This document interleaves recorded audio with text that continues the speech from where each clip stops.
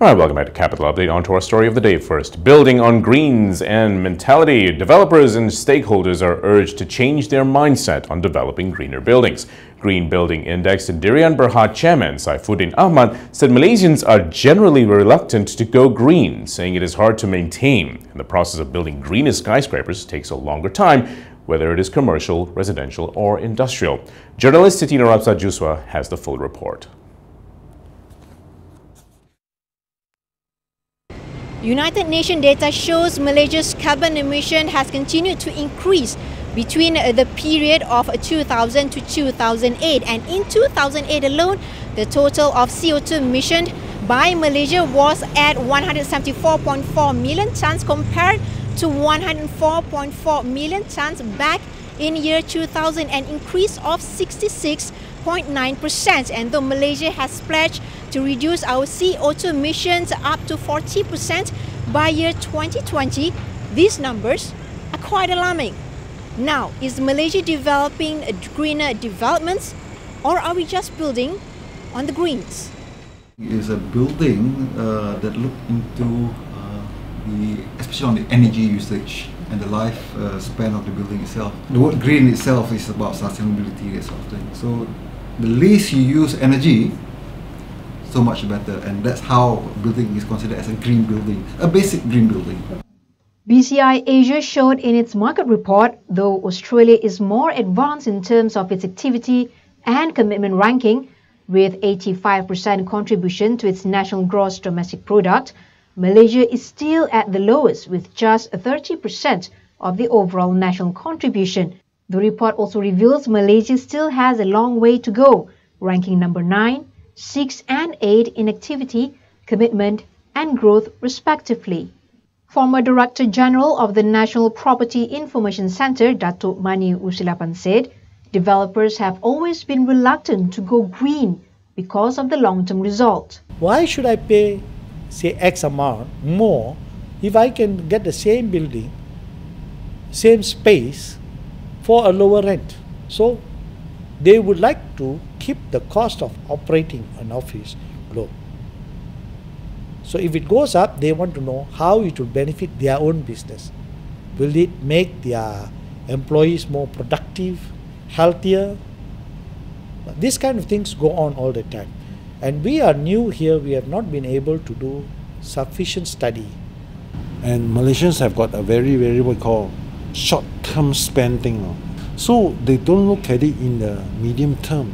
People don't look at it that way. The government has offered incentive for even green building, but that incentive again is still, when you convert to saving, is still not high enough to encourage a lot of developers, especially shopping centre, to actually invest in green building. Second again is ultimately the return, because the return relates to developer, the amount of money they actually left to pay bank loans to actually finance or run the shopping centre.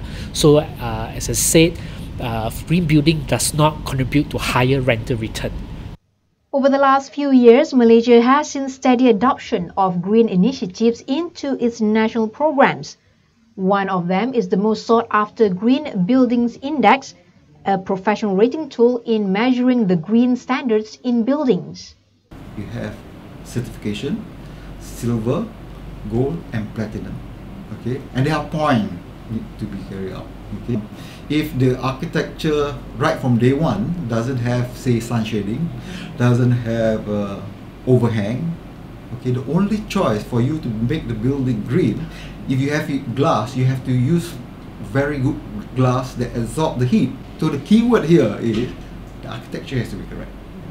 You get the architecture correct, then the active element will bring down the cost, overall cost bring down. But of course, if you want to actually fulfill say a green rating, anything, doesn't mean green buildings, even LEEDs, green marks or whatever, the highest level, there's a lot more expectation for you to fulfill, and that will incur costs. Nonetheless, it also might have slipped minds that going green in any businesses too can actually reduce a company capital expenditure up to 40%, turning it into operating expenditure instead. If you have renewable energy, you have green efficiency within the data center, then you're in a position to tender for these very large contracts. So they're going to get, you're talking about typically 5-year, sometimes 10-year contracts at very high values. A lot of larger organizations announcing recent huge measures, people like Facebook, people like Google and so on, are all talking about energy efficient data centers. Essentially, cloud computing lives in all of that data centers. Potentially, you could save approximately, as an SME, you could approximately save 30% of your infrastructure, at least your infrastructure cost. The green building, besides being the design, will also have this kind of fiscal benefits to encourage people to live a green life and not just to go to work and don't care about the environment. As of January 15, 2013, there are 111 projects have been certified by the Green Building Index with a total projection of 164,000 metric tons of CO2 reduction projection.